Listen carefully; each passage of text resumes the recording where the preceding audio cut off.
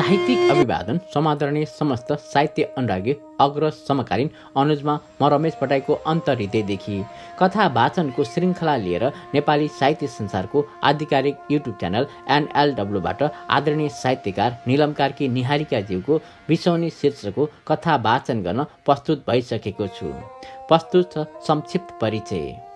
साहित्यकार निलम कार्कीको जन्म पिता भद्रबहादुर कार्की, माता मीना कुमारी कार्कीको कोखबाट भएको हो। श्रीमान डाक्टर भास्कर कुँवर जिन्दगीको सहयात्री सँगको सहयात्रामा हुनुहुन्छ। उहाँलाई साहित्यिक नाम निहारिकाबाट चिनिन्छ। कथाकारको जन्म विक्रम सम्वत 2031 साल पाल्पा जिल्ला गोठादी गाविस वडा नम्बर 5 मा भएको हो। उहाँले शिक्षा नेपालीमा MA गर्नुभएको छ पद्मकन्या क्याम्पसबाट। त्यसै गरी MEd त्रिभुवन विश्वविद्यालय कीर्तिपुरबाट गर्नुभएको छ। उहाँको कलम कविता र कथा साथै उपन्यासमा सशक्त रूपमा चलेको पाइन्छ। प्रकाशित कृतिहरू: द्रौपदी अवशेष उपन्यास 2078, 43 कथा सङ्ग्रह 2076, योगमाया उपन्यास 2074, चिरहरण उपन्यास 2072, अर्की आइमै उपन्यास 2070, बेली कथा सङ्ग्रह 2068, कागजमा दस्तखत कथा सङ्ग्रह 2066, निलम कार्की निहारिकाका कविता सङ्ग्रह 2063, ब्रेन फिभर लामो कविता 2063, हवन कथा सङ्ग्रह 2062, मौन जीवन उपन्यास 2051 रहेका छन्। साहित्यकार निहारिकाले प्राप्त गर्नुभएका पुरस्कार तथा सम्मानहरू: स्रष्टा सम्मान 2077, शान्ति समाज मदन पुरस्कार 2074 योगमाया उपन्यासलाई, योगमाया स्रष्टा सम्मान 2074, पद्मश्री 2072 चिरहरण उपन्यासलाई, दीप गोविन्द साहित्य पुरस्कार 2072 सर्वोत्कृष्ट डायस्पोरिक महिला लेखक 2071 अर्की आइमैलाई, रेडियो नेपाल जन्मोत्सव कविता प्रतियोगिता 2056 राष्ट्रिय कविता महोत्सव तृतीय नेपाल प्रज्ञा प्रतिष्ठान 2057 राष्ट्रिय कविता महोत्सव द्वितीय हिमसभा 2058। यो त भयो उहाँको संक्षिप्त परिचय। प्रस्तुत छ कथा वाचन। नमस्कार हजुरआमा। कुनै पनि हालतमा अब पीडित नजरबाट लुक्न सकिँदैन भन्ने निश्चित भएपछि युद्धमा आत्मसमर्पण गरे जतिको मनस्थितिमा युवक भरतले हात जोडेर विनम्रतापूर्वक भन्यो। अभिवादनको प्रत्युत्तरमा उठेका वृद्ध हात युवकतर्फ फर्किएका भए पनि नजर पनि युवकसँगैकी युवतीमा थिए। लुम्बिनी मायादेवी मन्दिरको घुमेर पोखरीको सामुन्नेको पिपलबोटनिर पुग्दाको अप्रत्याशित भेट थियो त्यो। भरत कलेजको हिउँदे बिदामा काठमाडौँबाट घर आएको थियो। त्यही मौकामा त्यो जोडी लुम्बिनी घुम्न गएको थियो। तर त्यति बेला उनीहरू चोर्दै समातिएका चोर जस्ता भएका थिए। के बोलौँ के नबोलुको स्थितिमा युवतीबाट 2 कदम टाढा भएर युवकले यति सोध्यो, हजुरआमा कहिले आउनुभएको? 3 दिन भयो। उनीहरूतर्फ हेर्दै नहेरी चस्मा निकालेर पुछ्दै वृद्धले जवाफ दिइन्, हजुर अब यतै बस्ने गरी आउँदै हुनुहुन्छ भन्ने सुनेको थिएँ, आइसक्नुभयो भन्ने थाहा थिएन, भरतले भन्यो। बुढेसकाल भयो, अब काठमाडौँ छाडेर आफैसँग बस्नुपर्छ भनेर जिद्दी गर्छे छोरी। मैले उसलाई आउजाउलाई नजिक पनि पारेर लुम्बिनी रोजेँ। वृद्धले भरतलाई जवाफ दिँदै सँगै बसिरहेका सन्यासीतर्फ पनि हेरिन्। हवस्, अहिलेलाई बिदा, पछि फेरि भेटुला भनी भरत बिदा हुन सकेन, नसकिरहेको थियो स्थिर भएर उभिरहन। परिस्थिति बुझेर पिपलको शीतल छाया र आफ्ना साथीहरू छाडेर वृद्ध नै विपरीत दिशातर्फ अघि बढिदिइन्, मुसुमुसु हाँस्दै। केही पाइलाको दूरी निश्चित भए पश्चात धरतीले बिस्तारै सोधी, को हजुरआमा हो र? भरतले पछाडि फर्किएर हेऱ्यो। वृद्ध पुगेको स्थानसम्म उनीहरूको भलाकुसारीको स्वर नपुग्ने विश्वस्त भएपछि बोल्यो भरत, उहाँ रमा काकीको आमा। भरतको कान्छो काकाको जीवन सङ्गिनी थिइन् रमा काकी। धरती र भरतले एउटै माध्यमिक विद्यालयबाट 1 वर्ष अघि पछि भएर SLC गरेका। धरतीको घर नयाँ मिल, भरतको मणिग्राम विद्यालयभन्दा पश्चिम पुरानो सडकनिर, सामाजिक कार्यमा एकै ठाउँमा जुट्ने दूरीको 2 गाउँ। त्यस निकटताले गर्दा रमा काकीलाई धरतीले पनि चिनेकी थिए। त्यतिन्जेलसम्म गोप्य राखेको प्रेम सम्बन्धको अब पर्दा खस्यो भन्नेमा धरती निकै चिन्तित थिए। भरतले भन्यो, कति डराएकी, ढुक्क हो, हजुरआमाले कसैलाई भन्नुहुन्न। कसरी भन्न सक्छौ तिमी, उहाँले कसैलाई भन्नुहुन्न? धरतीले सोधी। यसरी भन्न सक्छु कि उहाँले हामीले भन्दा राम्रोसँग प्रेम बुझ्नु भएको छ, भरतले भन्यो। त्यस्तो बुढी मान्छेलाई के भनेको त्यस्तो? भरतको कुरामा असहमति जनाई धरतीले। बुढी मान्छे कुनै बेला युवती हुँदैनन्, युवा नभई वृद्ध हुन्छन्। अनि सबै युवा युवती के प्रेम गर्छन्? एकपटक सबैको हृदयमा प्रेमको बिउ रोपिएको हुन्छ। कसैको अङ्कुर आउँछ, फल्न फुल्न पनि दिन्छन्, कसैले सुरुमै निमुठेर मिल्काउँछन्। फरक त्यति हो, भरतले भन्यो। सबैमा तिम्रो यो सिद्धान्त लागू हुन्न, धरतीले असहमति जनाई। तर ती हजुरआमामा लागू भएको थियो। प्रेम ढकमक्क फुलेको थियो र लटरम्म फलेको पनि थियो। त्यो जोडी अशोक स्तम्भमा पुगेपछि अगाडिबाट मूल बाटोमा निस्किएर पछाडिको जङ्गलको बाटो समात्ने निर्णयमा पुग्यो, ताकि अब अरू परिचितसँग जम्काभेट नहोस्। त्यो समयमा उहाँको प्रेम, उहाँको हिम्मत सुन्दा पढ्दा मलाई अचम्म लाग्छ, भरतले भन्यो। होइन, कहाँबाट पढ्यो उहाँको प्रेम पत्र तिमीले? धरतीले सोधी। कुरा सुनेर धरतीले आश्चर्य मान्दै भरतको अनुहारमा हेरी। प्रेम पत्र होइन, अक्षर अक्षर उहाँको प्रेम जीवन पढेको छु, भरतले भन्यो। मेरो काकाले उहाँकी छोरीसँग प्रेम विवाह गर्नुभएको, तर मेरो हजुरबुवाले धेरै वर्षसम्म स्वीकार्नु भएको थिएन। नस्वीकारेको किन, के कारणले? धरतीले सोधी। भरतले अब पनि गम्भीर भएर बोल्यो। यो हजुरआमाको लोग्ने पितामरसँगै मेरो हजुरबुबा लगायत अरू धेरैजना साथी राजनैतिक कारणले गिरफ्तार हुनुभएको रे। हजुरबुबाहरूलाई लामो समय जेल सजाय भएछ, तर रमेश भन्ने चाहिँ बयानपछि छिट्टै छुटेछ। हजुरबुबाको साथी पिताम्बर जेलमै भएको बेला छुटेर आएको त्यही रमेशको पेट बोकेर जन्मिएकी रे हाम्री रमा आन्टी। के भनेको होला, रमेशको पेट बोकेर जन्मिएकी? भरतको घटना प्रस्तुतिको शैलीमा तत्काल आपत्ति जनाई धरतीले। रमेशको गर्भधारण गर्नुभयो, अब भयो, भरतले सुधार गर्दै भन्यो। कुरा पेट बोक्नु या गर्भधारण गर्नु जस्ता शब्दको मात्र होइन। फलानाको पेट बोकेको या फलानाको गर्भधारण गरेको भन्नु नै सरासर गलत हो। गर्भ आइमैको हो, होइन र? धरतीले पिमती साथ रिसाएर भने। ल बाबा, तिमी गर्भवती भएपछि तिम्रो मात्रै भनौला, खुस? धरतीलाई खुसी तुल्याउने अभिप्रायमा बायाँ कुमले धकेल्दै जिस्काएर भन्यो भरतले। धरतीले मुस्कुराउँदै माथि उडिरहेको चरातर्फ हेरी। एकछिनमा बोल्यो भरत, तिमीलाई अझ स्पष्ट चिनाइदिउँला उहाँ को हो। जे भन्न छ स्पष्ट अहिले नै भन। यो किस्ताबन्दीमा कुरा नगर, हिँडेका पाइला रोकेर धरतीले भने। एउटा पुस्तक पढ, अनि मैले मौखिक चिनाउनु पर्दैन। कुन कस्तो पुस्तक, कहाँ पाइन्छ? धरतीलाई आफ्नो कलेजको कोर्सको भन्दा बाहिरको पुस्तक पढ्न रुचि नै छैन, त्यसकारण निकै आलस्य मान्दै सोधी। पढ्ने भए किन्न जानु पर्दैन, म उपहार दिउँला, भरतले अगाडि भन्यो। साहित्यकार विश्वेश्वर प्रसाद कोइरालाको 3 घुम्ती भन्ने उपन्यास। ए, त्यो भनेको? त्यो त मैले पनि पढिसकेको छु नि। कोर्समै पढ्नुपर्छ हामीले। पख इन्द्रमाया, उनको लोग्ने पिताम्बर, रमेश अनि छोरी रमा। एक एक पात्र स्मरण गर्दै भोलि धरती। हो, उहाँ नै त हो इन्द्रमाया। आजभोलि माया भनेर चिन्छन् हजुरआमालाई, भरतले भन्यो। यो उमेरसम्म 3 मात्र होइन, अझै अरू पनि अप्ठ्यारा घुम्ती पार गर्नुभयो यो हजुरआमाले। तर हार मान्नु भएन। बिना बाबुकी छोरी भने जुन आरोप समाजले रमा काकीलाई लगायो, त्यसको निम्ति सिँगै समाजसँग लड्नुभयो। हिँडेर होइन, बसेर सुन्न चाहिँ धरतीले। बाटो छेउ सिसौको छायामा बसेर भरतलाई पनि बस्ने इसारा गरी एक हातले टेकेर बस्दै भन्यो भरतले।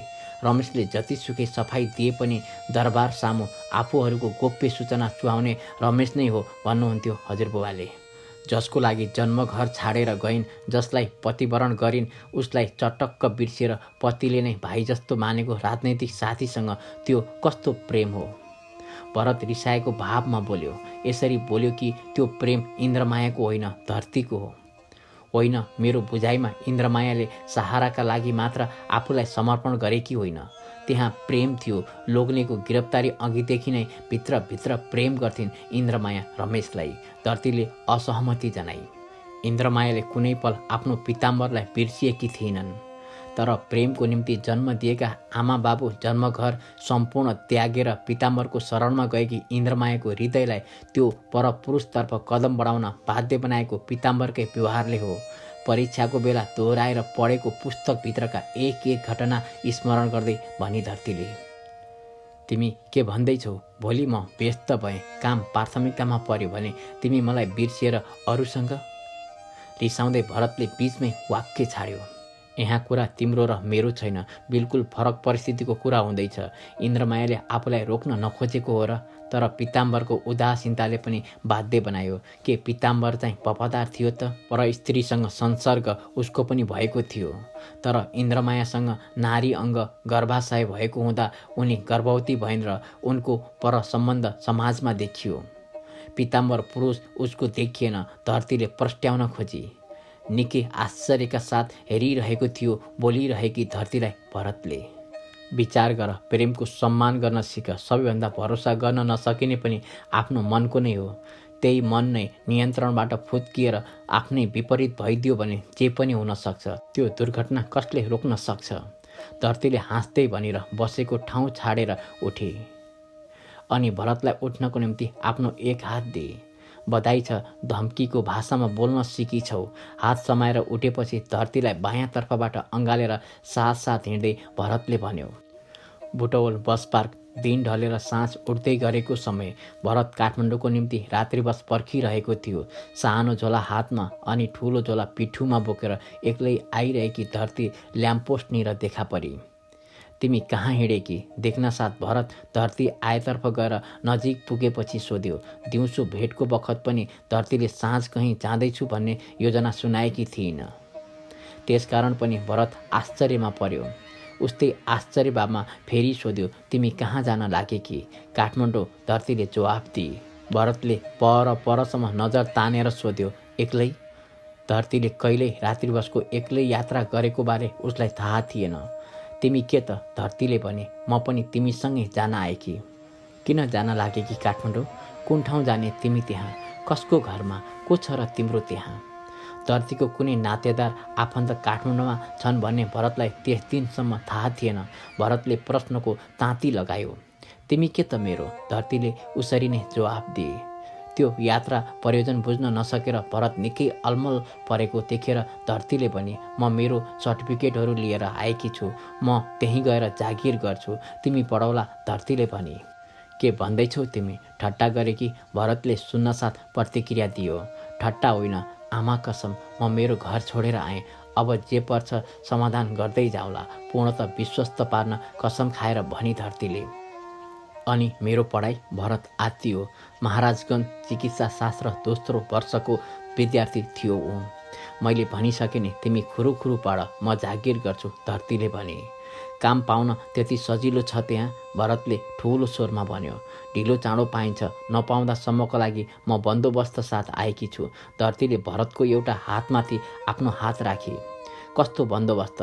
बुबा आमाको पैसा गहना चोरेर आयो। जवाफमा केही बोलिन धरती। एक्कासी के भयो? दिउँसोसम्म यस्तो कुनै सनक थिएन त? भरतले अलिक झोकिँदै बोल्यो।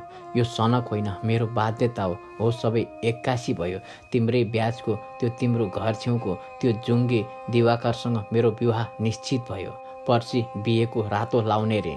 त्यो बिहे छल्न मसँग योभन्दा अर्को उपाय छैन। धरतीले भरतको बाटो पछ्याउँदै आउनुको कारण बताए। तर तिमीले यसरी घर छोडेर हिँड्नु राम्रो होइन। तर अहिले नै म तिमीलाई लान सक्दिनँ। भरत एक पाइला पछाडि सर्यो। के त्यसो भए उसँग बिहे गरी जानु राम्रो हो त? धरतीले रिसाएर भने। तिमीले लान पर्दैन, म आफै बसमा बसेर जाने हो। धरती भरततिर एक पाइलो अघि बढी। मजाक नगर, मेरो घर परिवार कति कट्टर हुनुहुन्छ तिमीलाई थाहा छ। अलि चर्को बोलेपछि भरतले दायाँ बायाँ हेऱ्यो, बसको अन्य प्रतीक्षारत यात्रीको कानसम्म पुग्यो कि भन्ने निश्चित गर्न। पहिले नै मैले तिम्रो र मेरो मिलन सम्भव छैन भन्दा तिमीले होइन सम्भव छ भनेको? धरती कड्की।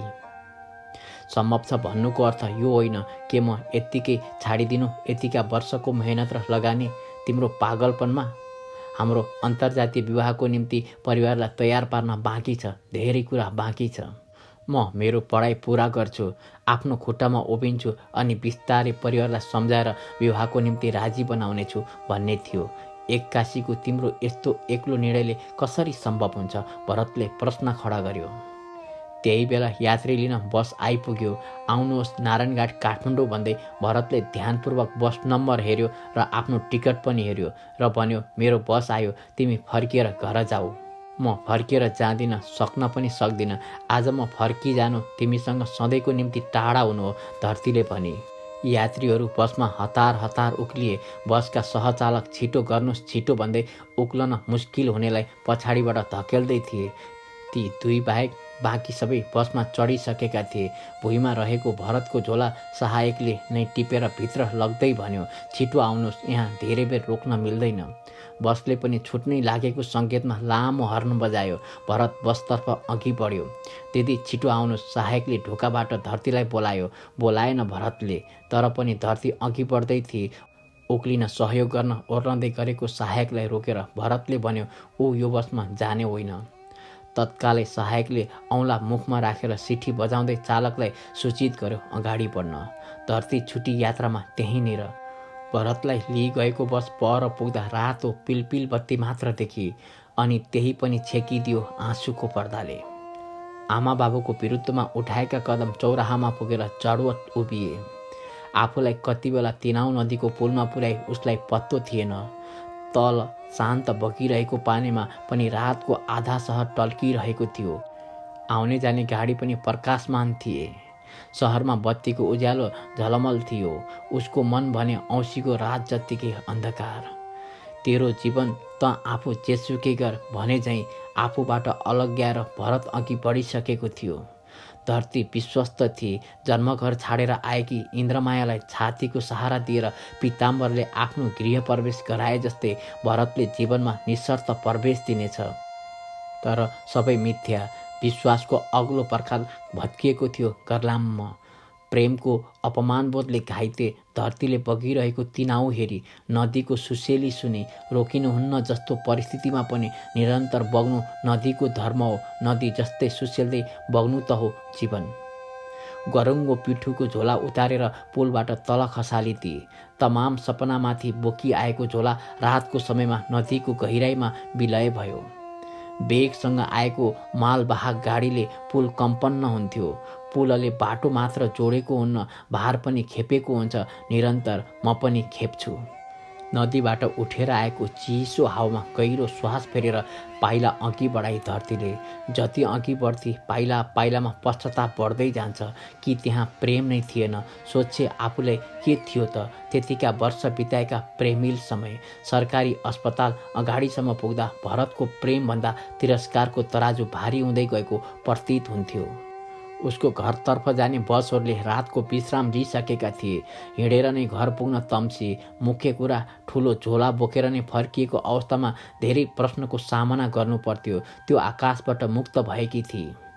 तर झोला विसर्जन गरेको भए तापनि अरू यावत ऊभित्र नै थियो। अनुहार मनग्गे बोल्नेछ। ज्वार भाटा शान्त पार्न पनि त्यो रात गोल पार्कमा डेरा गरी बसेकी सहपाठी साथी मीरा कहाँ बिताउने निर्णय गरी। त्यसअघि पनि साथीको कोठामा पढ्न आएर 2-4 रात बिताएकी पनि थिए। स्मरणमा झल्यास्स भई। हुन पनि मीरासँग जान्छु भनेर खबर मैदानीसँग छाडेर आएकी थिए। भोलि साथीलाई पनि साथ लिएर घर जाने ठहर गरेर सहपाठीको डेरातर्फ हिँडे। तर त्यति राति कहाँ गएर आए भन्नु साथीलाई? प्रश्नको उत्तर आफैसँग खोज्दै थिए। हुन त भरत र धरतीको प्रेम सम्बन्ध बारेमा त्यस साथीबाट छिपेको थिएन। तर उसँग भरतले भरोसा भत्काएको, प्रेम लत्याएको कुरा कसरी गर्ने? कति उच्च गर्वका साथ आफ्नो प्रेमको सन्दर्भमा कुरा गर्थे उसँग। धरतीले हिँड्दा हिँड्दै सुनसान रातमा निकास निकाले भनेछु भरतलाई बिदाई गर्न आएको, फर्किन गाडी पाइन। धरती डेरामा पुग्दा साथी थिइन। साथीका दाजुले ढोका खोलेका थिए। भित्र पसेपछि दाजुले भनेका थिए, नन्द भाउजू नेपालगञ्जबाट हिँडिसके, 5 बजे बिहान आइपुग्छन्। घडी हेरी अझ 6 घण्टा बाँकी छ। फर्किजा भन्दैमा छाडेर भागी आएको घर कसरी फर्किजाली भन्ने समेत भरतको हेक्का रहेन। त्यो व्यवस्थालाई प्रेमको तिरस्कार सम्झेर निकै घाइते थिए धरती। तथापि त्यति छिटो प्रेमलाई घृणामा रूपान्तरण गर्न कहाँ सक्थे? उसले सोची, त्यो चोट बिर्साउन अर्को चोट होस्, त्योभन्दा भयानक चोट पाउनको निम्ति छटपटाई ऊ। अनि निस्कने तर्खरमा भने, म घर जान्छु। मसँग बाइक भए पुर्याइदिन्थे। साधन पाइँदैन, कसरी जान्छौ यति बेला? बिहानै बहिनी आइपुगिहाल्छे, साथीका दाजुले भने। बाहिरी ठुलो कोठा एकातर्फ काउच राखेर बैठक तुल्याइएको थियो। दाजुको सुत्ने कोठा पनि त्यही थियो। त्यही कोठा भएर जाने अर्को भित्री कोठा, जहाँ थियो एकातर्फ भान्सा, अर्कोतर्फ मीरा सुत्ने एउटा खाट अनि पढ्ने पुस्तक र लाउने लुगाको आलमारी। धरतीको निम्ति आफ्नो पलङमा छाडेर दाजु भित्र सुत्न गए। बिताएका पलको सम्झना लामबद्ध आएको हुँदा धरती असह्य पीडामा रन्थनिएर बसिरहेकी थिए। धेरै बेरमा दाजु बाहिर निस्किएर भने, किन नसुतेकी, के सोचेर बसेकी यसरी, बत्ती निभाइदिउँ भनिसक्दा बिजुली बत्तीको स्विच बन्द गरी पनि सकेको थियो। केही समस्या पर्यो हो? टाढैबाट दाजुले सोधे। धरतीले जवाफ दिइन। केही त अवश्य भएको छ, भन के भयो? यो पटक भने आवाज निकै निकटबाट आएको थियो।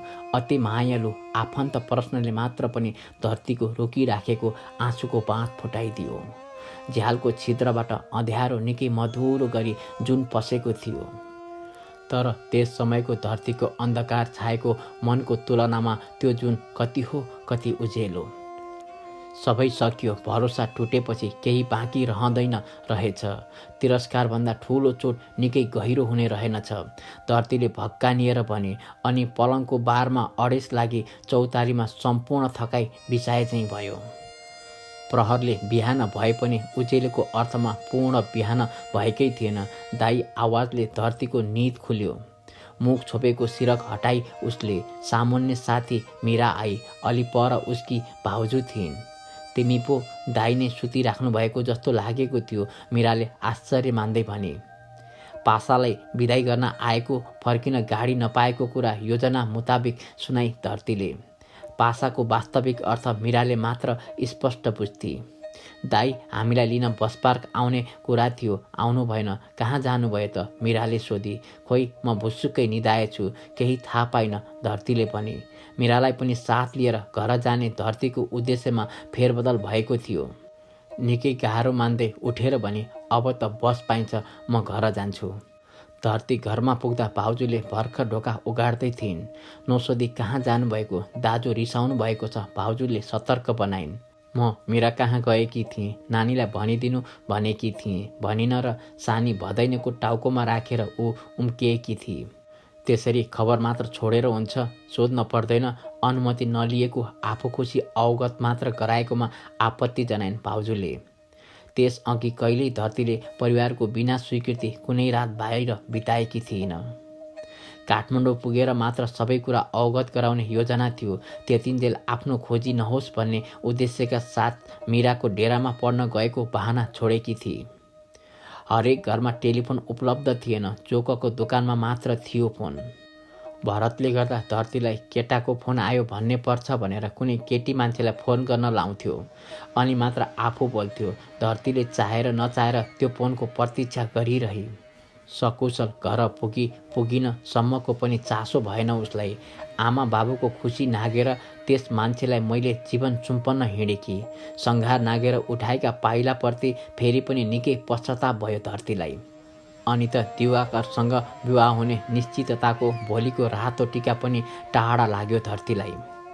1.5 महिनापछिको राम्रो साइज जुर्यो। दुई परिवारले प्रतिबद्धतामा रातो टिका लाए। विवाहको मिति तय भयो। धरतीले सकेसम्म खुसी हुने प्रयत्न गरी, हुनुभन्दा पनि खुसी देखिन। भगवानसँग उसको प्रार्थना थियो, हे ईश्वर, म सबै बिर्सिएर मनबाट शरीरबाट दिवाकरको अर्धाङ्गिनी हुन सकूँ। सबै बिर्सनेको निम्ति सम्झनामा बलियो पर्खाल लाउन प्रयास गरी। तर अवशेष मेटाउन नसकेको अतीतले छिनछिनमा चियाउँथ्यो र व्याकुल भने अवश्य तुल्याउँथ्यो। भागी जान खोज्ने नाजुक मनलाई मनकै बलियो साङ्लोले बाँधेर विवाह मण्डपमा बसी। विवाहपछिका लोग्ने स्वास्नीको एकान्त पनि भङ्ग गर्न खोज्यो अतीतले। असहज मान्थे। बाहिरबाट कसैले हेरेको छ उसले भन्थे। सधैँ तिम्रो भरमले मात्र हेर्छ, लोग्ने दिवाकरले हाँस्दै भन्थ्यो। झ्यालडोका सबै थुनेको छ। उसले प्रयत्न गर्थे, एक फल्याक अझ थुन्न नसकेको उसको मनको ढोका पनि थुन्न, तर सक्थिन र त्यसमा उसलाई निकै गलानी हुन्थ्यो। धरतीको प्रयत्न हुन्थ्यो म आफ्नो सम्बन्ध इमान्दारिताका साथ निभाउँ, तर कहिले निदमा आत्तिएर उठ्थे। दिवाकरले सोध्थ्यो, के भयो, नराम्रो सपना देख्यो? यो पनि सोध्थ्यो, मसँग खुसी छौ नि? दुखी हुनुपर्ने कारण छ र? यति धेरै माया दिनुभएको छ, धरतीले बिस्तारै भन्थे। यो माया अहिले पलाएको होइन, तिमीले पहिला महसुस गरेकी थिएनौ, दिवाकरले भन्थ्यो। ओहो, तिम्रो निम्ति प्रेमपत्र कतिले लेखे। तिम्रो हठी स्वभावले कोही पनि तिम्रो नजिक पर्न सकेनन्। स्कुलमा तिमीलाई पत्र दिने एकजनालाई हेड सर कहाँ पुर्याएर कुटाएकी थियौ। अर्कोलाई भलिबल ग्राउन्डमै गएर झापड हानेकी थिउ अनि म बिचराको हिम्मत कहाँ। मेरा दिदी भिनाजुले मेरो भित्री इच्छा बुझेर तिम्रो घरमा कुरा चलाउनु भयो। तिमीले स्वीकार गर्यौ भन्ने सुनेपछि मेरो त प्वाख नै पलायो। खोइ त अहिले ती प्वाख कि उडेको बेला खसे, धरतीले हाँस्दै सोधी। मेरो जन्म धन्य भएको छ, ईश्वरले मेरो प्रार्थना सुने। तिमीलाई प्राप्त गर्न नसकेको भए मेरो जीवन व्यर्थ हुने थियो। संसार जिते जस्तो लागिरहेछ साथीहरू सामु। सबै साथीलाई हाम्रो विवाहमा निमन्त्रणा गरी भोज खुवाउँदा कति आनन्द अनुभूति भयो होला मलाई। तर भरत भने छुट्यो, तर ऊ छुट्नु त्यति दुःख लागेन। धरतीले सम्झी विवाहमा मेरो पनि मीरालाई निमन्त्रणा पत्र गएन। खामामा लेखिसकेर पनि पठाइन। निमन्त्रणा नपाएर कुरिएको चित्तले मीरा र धरतीको दूरी बढ्यो। छुट्याउने प्रयास दुवैले गरेनन्। उसको प्रेमको साक्षीका फाइल त्यहीँ बन्द भएको थियो। किन भरत छुटेकोमा दुःख नलागेको भन्ने धरतीले प्रश्न नगरी दिवाकरबाट जवाफ पाई भरत मात्र थियो। तिमीलाई प्रेम पत्र नलेख्ने, नत्र साराका सारा तिम्रो पछाडि। भरतले हाम्रो विवाहबारे थाहा पाएर आफैले फोन गरेको थियो। निकै खुसी भएको थियो। परीक्षाको कारण आउन पाएन भन्थ्यो। धरतीले पहिलो पटक लोग्नेको मुहारका रेसा रेसा केलाएर हेरी। बोलीमा निज कपट थियो। ऊ विभोर भई लोग्नेलाई त्यस्तै खुसीमा राख्ने प्रण गरी। दिवाकरको पोल्टामा अर्को खुसी पनि थपियो। डाक्टरी परीक्षण पश्चात जब धरती गर्भवती भएको नतिजा आयो, दिवाकरले भन्यो, म उडो भएको छु। दिवाकरको खुसी र उत्साह देख्दा धरतीलाई निकै आनन्द महसुस हुन्थ्यो। जति जति धरतीको गर्भाशयको उचाइ बढ्दै जान्थ्यो, त्यति नै दिवाकरको खुसीको लम्बाइ र गहिराई बढ्थ्यो। ऊ भन्थ्यो, के नाम राख्ने, के बनाउने? नाम हाम्रो इच्छामा राखौँला, तर के बनाउने भन्दा पनि ऊ आफै के बन्ने भन्ने उसैको रोजाइमा छाड्नुपर्छ, धरतीले भन्थे। ऊ सहमत हुन्थ्यो धरतीका कुरामा। छोरा या छोरी के होला है? एक दिन धरतीले दिवाकरलाई सोधी। जे भए पनि के भयो र? स्वस्थ हुनु पर्यो। दिवाकरको यस्तो जवाफमा धरतीको लोग्नेप्रतिको सम्मान चुलिन्थ्यो। भिडियो एक्सरे गरेर छोरा या छोरी के जन्मदैछ गर्भमा हुँदैमा थाहा पाउने प्रविधि भर्खर भर्खर नेपालमा भित्रिएको थियो। तर उनीहरूले जन्म अघि थाहा नपाउने निर्णय गरे। दिवाकर हरेक पटक जचाउन लिएर जान्थ्यो। गर्भवती भएको बेला के गर्न हुन्छ, के गर्न हुन्न, पौष्टिक आहार के खानुपर्छ परामर्श लिने गर्दथ्यो। स्वास्नीको माया कति हो भाउजूहरू कुरा गर्थे। स्वास्नीले बच्चा पाउने भएपछि लोग्ने मान्छे स्वास्नीको चासो धेर राख्छन्। बच्चाको माया हो कि स्वास्नीको छुट्याउने गाह्रो, सासू आमा भन्थिन्। दुवैको होला नि। त्यस्तो हिरिक्क गरेर बिहे गरेकी स्वास्नी गर्भवती भएकी छ, के चाहियो अमाजुले भन्थिन्। धरतीभित्रको सानो मान्छेको ढुकढुकी सुन्थ्यो दिवाकरले। निकै हर्षित हुन्थ्यो। त्यो खुसीमा उल्लास चम्किएको मुहार देखेर धरती पनि निकै सन्तुष्ट हुन्थे। एक रातको समय गर्भाशय पीडा भयो धरतीलाई। नसोधी छटपटीमा धरतीसँगै बसेर बिहान बनायो दिवाकरले पनि। क्लिनिकमा डाक्टरबाट परीक्षण गरेपछि निर्देशन मिल्यो, डेलिभरीको निम्ति अस्पतालमा भर्ना गर्न लैजानुपर्छ। ढिला नगरी अस्पताल भर्ना गरेपछि अवस्था अवगत गराउँदै घरमा खबर गर्यो दिवाकरले। उसका दिदी र भाउजू पनि हतारिँदै अस्पताल पुगे। प्रतीक्षा कक्षामा भेला भएका सबै चिन्तित थिए बच्चाको स्वास्थ्य अवस्था कस्तो हुने हो भन्नेमा। भाउजू दिदी आशंकित थिए, कतै बच्चा तुहिन लागेको त होइन। तर भित्रबाट खबर आयो, धरतीले छोरालाई जन्म दिए। नातिको जन्म भएको खबरले घरबाट दिवाकरकी आमा पनि आइन्। अरू छिमेकी सदस्य पनि थपिए। दिवाकर छोराको बाबु भएको खुसियालीमा उसलाई अबिर लगाइदिए। प्रसुति कक्षभित्रबाट नर्स निस्किन्। सिस्टर, बच्चाको स्वास्थ्य कस्तो छ? मेसिनमा राखेको छ हो? सबै राम्रो छ। कसले भनौँ मेसिनमा राखेको छ? अलमलमा परी नर्स। कोहीले भनेको होइन, महिना नपुगी जन्मिएको बच्चालाई केही दिन मेसिनमा राख्नुपर्छ भन्छन्, त्यसैले सोधेको, भाउजूले स्पष्ट पारिदिँदै भनिन्। कसले भन्यो पुरा महिना नपुगी जन्मिएको बच्चा? नर्सको प्रति प्रश्नले सबै स्तब्ध भए। सबैले दिवाकरको मुख ताके।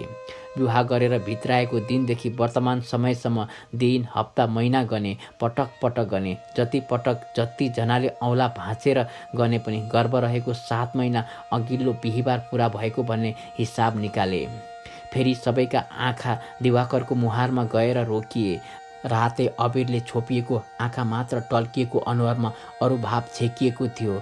ऊ चुपचाप थियो। अरू पनि कोही कोही बोलेनन्। बरु एक एक गर्दै प्रतीक्षा स्थल जुन अघिसम्म भिड थियो खाली भयो। धरतीलाई प्रसव वेदनाबाट निस्किन साथ दिवाकरलाई भेट्ने लालसा थियो। यतिका महिना गर्भभित्र राखेको उपहार सुम्पिन आतुर पनि। धरती चाहन्थे आमा बाबु दुवैका आँखाले एकसाथ हेरौँ छोरालाई। दिवाकरलाई उछिनेर पहिले हेराई आफूले एक्लै हेर्न चाहन्थिन। पटक पटक अनुरोध गर्दा पनि नर्सले दिवाकरलाई भित्र आउन अनुमति दिएनन् भन्ने सोचेर नर्ससँग भित्रभित्र निकै क्रोध पनि जागेको थियो धरतीमा। अघिसम्म सिन्दुर जात्रा थियो, अहिले कोही छैनन् बाहिर, नर्सले भने। सुत्केरी धरतीलाई भेट्न आउने प्रथम व्यक्ति भइन् अमाजु।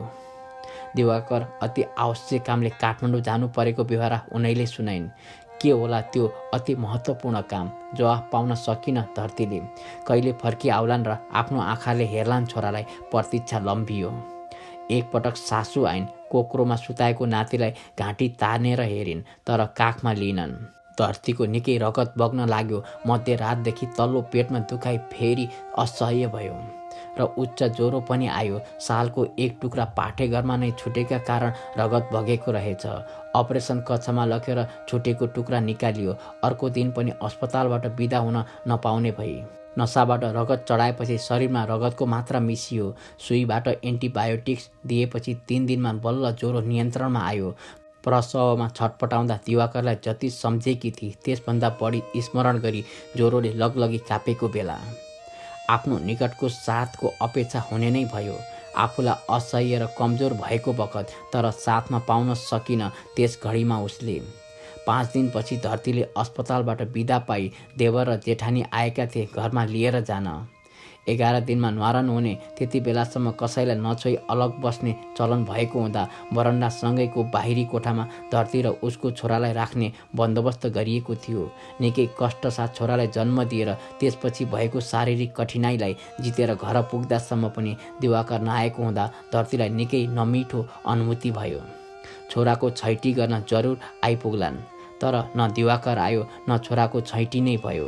भावीले भाग्य लेख्ने समय एउटा बत्तीसम्म बलेन छोराको सिरानमा। हाम्रो छैटी गर्ने चलन छैन, जिज्ञासामा अमाजुले भनिन्।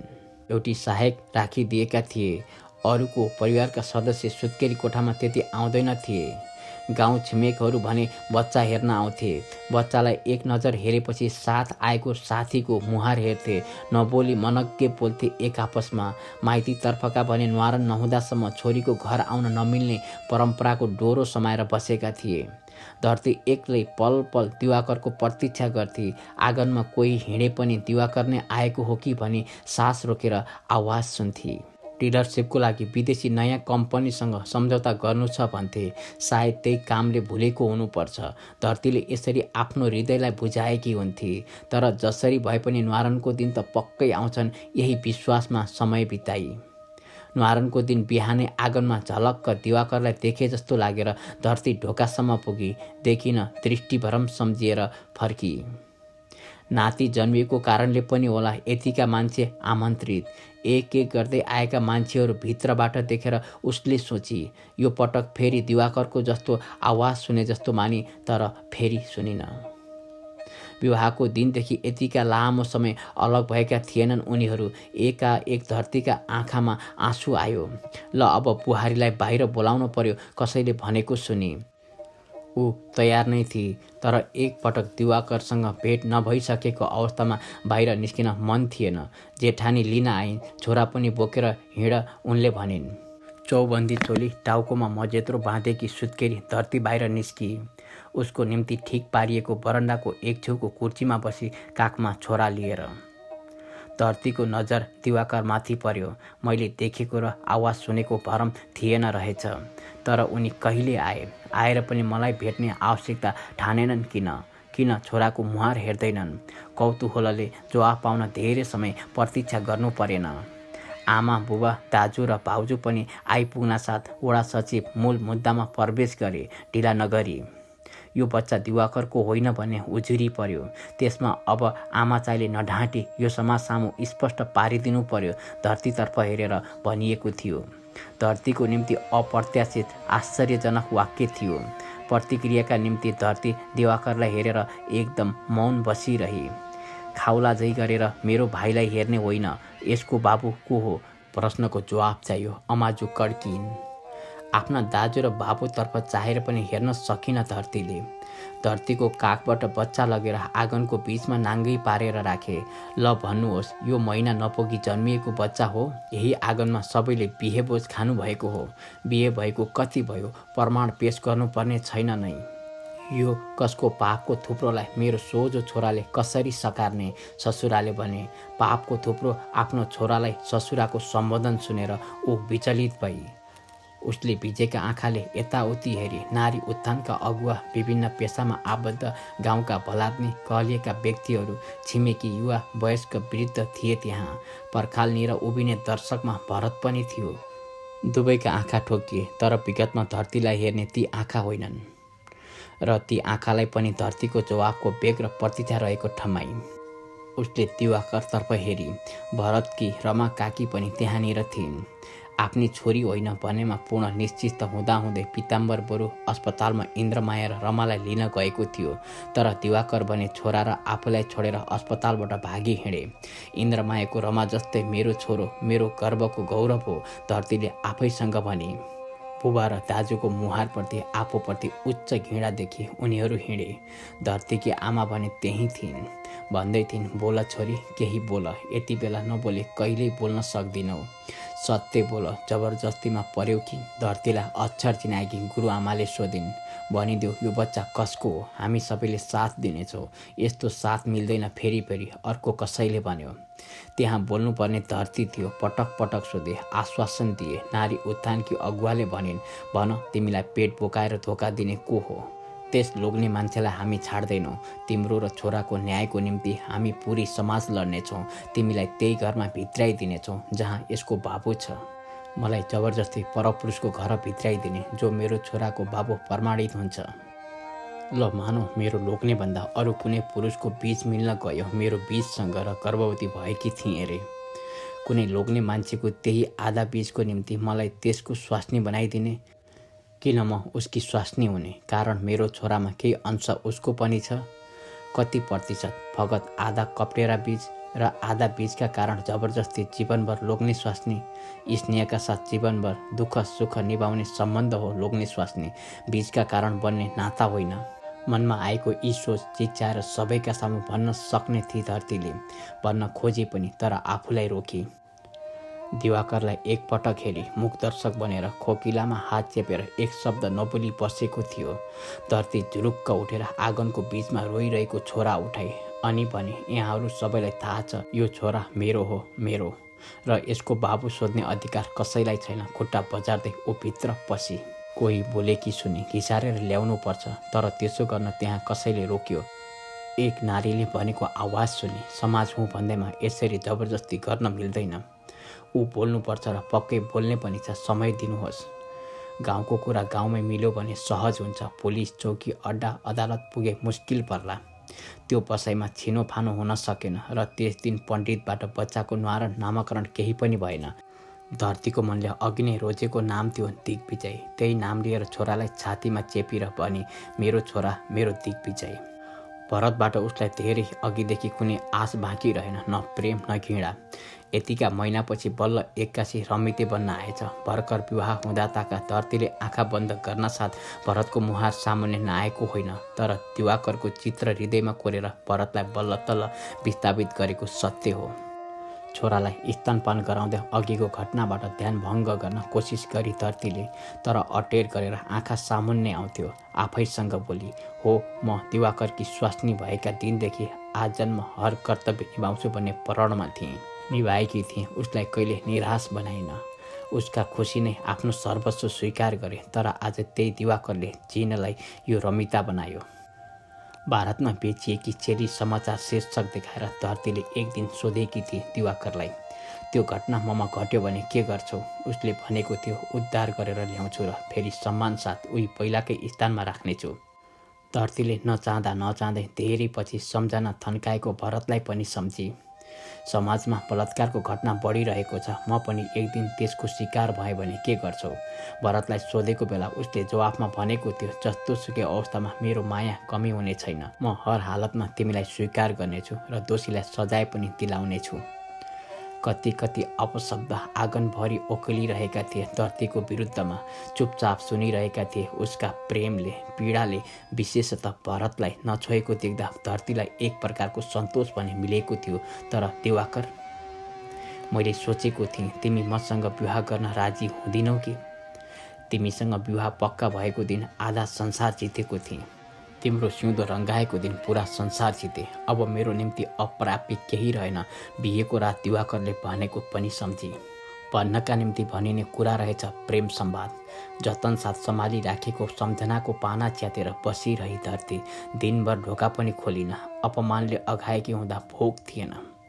धरतीलाई एकपटक दिवाकरसँग भेट्ने उच्च आकाङ्क्षा थियो। केही प्रश्न सोध्ने मन थियो, केही भन्न थियो। रातिसम्म प्रतीक्षा रह्यो। समाजको सामुन्ने बोल्न नसके पनि एकान्तमा ऊ जरुर भेट्न आउनेछ। अझ विश्वासको झिनो दियो निभेको थिएन। दिन निदायो रातमा। धरती निदाउन सकिन। मास्तिर हेर्छे सिलिङ पङ्खा थियो।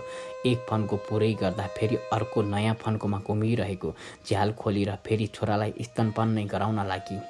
अघिल्ला दिनभन्दा धेरै आज पटक पटक स्तनपान गराइरहेकी हुन्छे।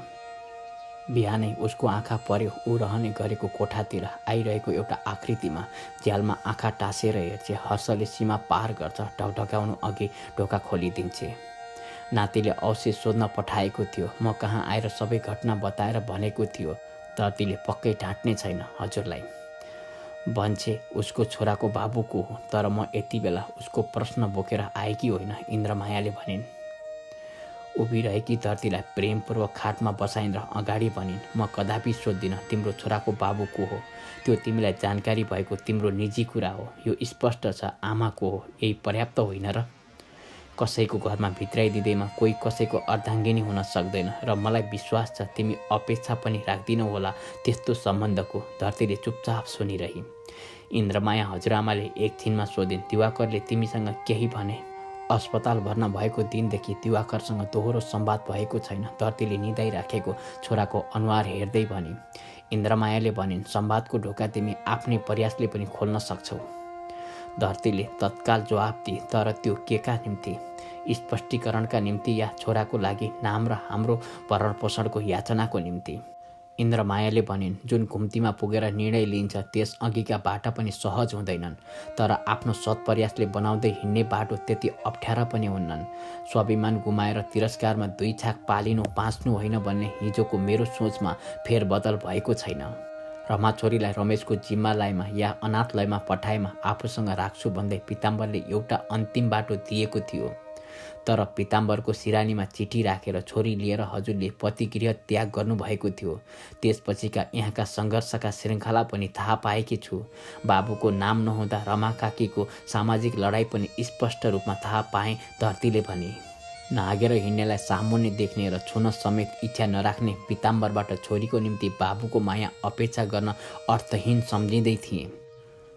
जब दुई रोदै सामुन्ने आयो मैले छोरी लिएर गृह त्याग गरेकी थिएँ। निर्णय गर्दा जीवनभर पछुताउने गरी गर्नु हुँदैन। स्वाभिमान ठिकठाक राख्दा जीवन केही कष्टकर हुन्छ तर सुन्दर अवश्य हुन्छ। र आफ्नो अधिकारको निम्ति प्रथम योद्धा आफै हुनुको अर्थ बेग्लै हुन्छ। त्यो आफ्नो युद्धमा लडियो भने पनि आफै उठ्न सहज लाग्छ। वर्षौँ अघि म हिँडेको बाटो र आजमा निश्चित रूपमा केही पृथकता आएको भन्ने थियो। तर हिजो बिहानको यो आँगनको भिडबारे सुन्दा बाटा र घुम्तीहरू उस्तै प्रतीत भएको छ। इन्द्रमायाको अनुहारमा मलिनता देखियो। मैले जे गरेँ हृदयबाट गरेँ र सम्बन्धलाई प्रेमपूर्वक निभाएँ। मलाई थाहा छ म कानुनी लडाइँ लड्न सक्छु र निश्चित रूपमा जित्न पनि। तर लड्ने केका निम्ति? मैले भनिसकेको छु मेरो छोराको बाबुको नाम माग्ने अधिकार कसैसँग छैन। अब त स्वयं दिवाकरसँग पनि छैन। निहितबाट भर्खर भ्युजिएको छोरालाई काखमा लिएर धरतीले स्तनपान गराउँदै निश्चयका साथ पनि। पूरा कथा सुनेर साथ सहयोग गर्नुहुने आदरणीय साहित्यिक मनमा हार्दिक आभार व्यक्त गर्दछु। कथा उपलब्ध गराएर वाचनको प्रतीक्षा गर्नुहुने, कथा वाचन गर्न अनुमति दिनुहुने साहित्यकार नीलम कार्की निहारीकाज्यूलाई हार्दिक आभार व्यक्त गर्दछु। कथा सुनेर कथा र वाचनप्रति यथार्थ प्रतिक्रिया दिएर हौसला दिनुहुन हार्दिक अनुरोध गर्दछु। कथा वाचन मन परेमा वाचनको लागि कथा उपलब्ध गराइदिनुहुन विशेष अनुरोध गर्दछु। कथा वाचनको क्रममा पृष्ठभूमिमा बजिरहेको सङ्गीत उपलब्ध गराइदिनुहुने आदरणीय व्यक्तित्व उपेन्द्र साई निषादज्यूलाई विशेष आभार व्यक्त गर्दछु। हामीलाई नेपाली साहित्य संसार फेसबुक पेज, इमेल ठेगाना nlw2073@gmail.com साथै हाम्रा एडमिन ज्यूहरूबाट सम्पर्क गर्न सक्नुहुनेछ। हार्दिक धन्यवाद। शुभ पल। जय नेपाली साहित्य संसार।